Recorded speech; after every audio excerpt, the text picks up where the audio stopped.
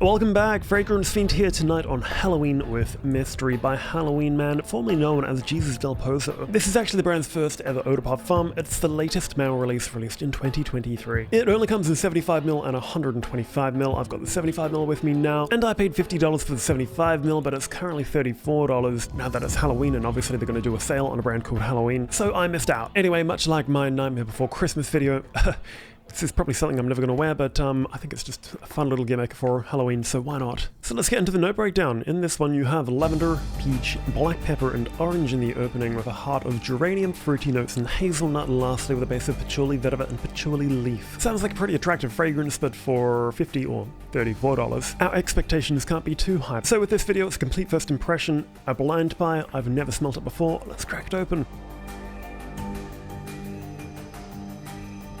And my batch code is M21633, if anybody cares. Let's give it a spray.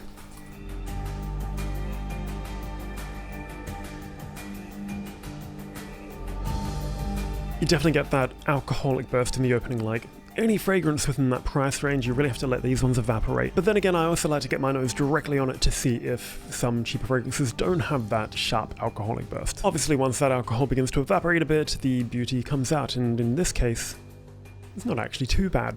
To be honest, with Halloween, I'm actually somewhat impressed what they managed to get away with at their price point. I mean, Halloween Man X has been in pretty much every top 10 video going a few years back and taking on some of the biggest brands in the industry. It's beginning to smooth out quite a bit now. Obviously, there's the lavender in the opening, which is quite prominent, very artificial. I actually can smell the peach quite prominently as well. Normally in some note breakdowns, I look at one note and judge a fragrance prematurely and assume that I won't be able to smell, say, for example, the peach in this one, but I actually can pick it up quite well. Definitely no orange or black pepper. There's nothing really citrusy about it, nor spicy. But yeah, definitely quite a fruity sweetness to it. There is definitely a darker element making a tiny bit more of a masculine fragrance, but I don't think women wouldn't be able to get away with this by any means. Gotta go in for another respritz, since I'm really not getting too much of this. And by the way, with the candles, they don't really begin to emit a scent until about 20 to 30 minutes later, so no, they are not distracting my nose. So being an eau de parfum, it definitely has a higher concentration of perfume oil, meaning generally it's going to be a tiny bit more smoother or less of a chance of being blown away by a certain level of sharpness. This one's actually a lot more toned down in contrast to Halloween Man X, which barely even chewed through. As it's beginning to dry down, I'm definitely getting a tiny bit of the hazelnut. Nothing too prominent though. I mean, the whole transition of this fragrance has been quite almost linear. Can't really say I'm too let down because I never had big expectations to begin with, especially at a price point of $50. I mean, I would have liked to have paid $34 and saved myself a bit of money, but it's less offensive than what some would deem Halloween Man X to be, as it is a lot more over the top, a little bit cloying at some points. To be honest, you could actually get away with this one in summer or maybe a bit more humidity as well. It's not overly sweet as I suspected. Even some sites list it more so as a woody aromatic, which does make sense, but it's definitely generic, far from special. It just feels like the same old DNA we see behind so many fragrances around this price mark. Even though there are technically thousands of scents out there, I feel like when you pay for anything under $50, you have a choice of about 20 different types of scents, and when they're constructing it, it's like, let's go for this generic one, it seems to do well. It's like mass appealing, people can't complain about it because they're going to wear it, and it's very inoffensive, and I think they've just gone down that route with this one. It's nothing too different from what the rest of the industry is doing. I'm going to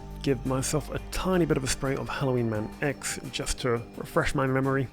Oh yeah, definitely a lot more intense in that initial opening, and Halloween Man X is actually a lot more unique in comparison. You do get a lot of that coffee in there, at least for a brief while. Gee, this is actually really dying off my skin quite fast, which is such a surprise. I mean, it's their first eau de parfum. I don't know how they messed this up, especially since this eau de toilette does last on the skin for 10 to 12 hours. So yeah, comparing again, it's definitely not me. I mean, Halloween Man X is really thriving on my skin, yet I cannot pick this up.